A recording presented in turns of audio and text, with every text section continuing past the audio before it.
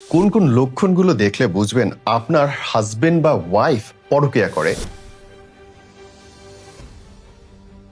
এই ভিডিওটা সেই সব মানুষদের জন্য যারা মনে করছেন আপনার হাজবেন্ড বা ওয়াইফের প্রতি কারো কোনো নজর আছে কিংবা তার বাইরে যাওয়ার কোনো সম্ভাবনা আছে, অথবা আপনার হাজবেন্ড বা ওয়াইফকে একবার পরখ করে দেখতে চান তারা আদেও অন্য কারো সাথে মিশে কিনা।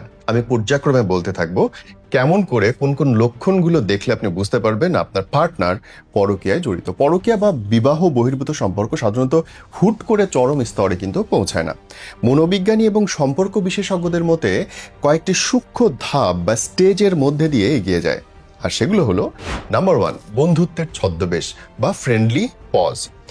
এটা শুরু হয় সাধারণত আলাপচারিতা বা বন্ধুত্বের মাধ্যমে, কর্মক্ষেত্র কিংবা সামাজিক যোগাযোগ মাধ্যমে কারোর সাথে মনের মিল হওয়া বা সাধারণত হাই হ্যালো থেকে নিয়মিতভাবে কথা বলা শুরু হয়। এই পর্যায়ে ব্যক্তি নিজেও বোঝেন না যে তিনি কোন সম্পর্কের দিকে ধীরে ধীরে এগিয়ে যাচ্ছেন। তার মানে হচ্ছে, নাম্বার 1, আমরা জানলাম ফেসবুক, ইনস্টাগ্রাম, টিকটক বা এরকম সোশ্যাল প্ল্যাটফর্মগুলো থেকে মানুষের একজন আরেকজনের প্রতি ইন্টারেস্ট বাড়তে শুরু করে। নাম্বার 2, মানসিক ঘনিষ্ঠতা, ইংরেজিতে যাকে বলে ইমোশনাল ইন্টিমেসি। যখন কোনো ব্যক্তি তার জীবনসঙ্গীর চেয়ে তৃতীয় কোনো ব্যক্তির সাথে মনের কথা শেয়ার করতে বেশি স্বাচ্ছন্দ্য বোধ করেন, তখনই তাকে বলা হয় ইমোশনাল অ্যাফেয়ার। নিজের জীবনে অপ্রাপ্তি বা দুঃখগুলো তাকে বলা শুরু করেন তখন। সারাক্ষণ তার সাথে মেসেজ বা ফোনের অপেক্ষায় থাকা, কথা বলা, সঙ্গীর কাছে এই যোগাযোগ তখন পুরোটাই গোপন রাখার চেষ্টা করা হয়। এ থেকেই শুরু হয় নাম্বার 3 স্টেজ, গোপনীয়তা বা সীমানা লঙ্ঘন, যাকে আমরা বলতে পারি ক্রসিং দ্য বাউন্ডারি।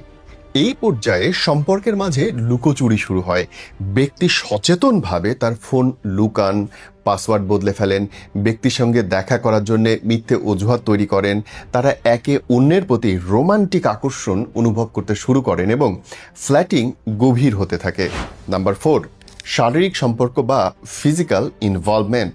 মানসিক টান যখন তীব্র হয় তখন তার শারীরিক ঘনিষ্ঠতায় রূপ নেয়।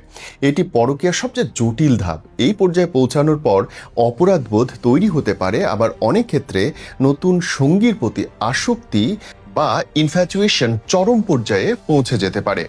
নাম্বার 5, মোহ ও সংকটের পর্যায়, দ্য ক্রাইসিস ফেজ। এই স্টেজে ব্যক্তি দ্বন্দ্বে ভোগেন।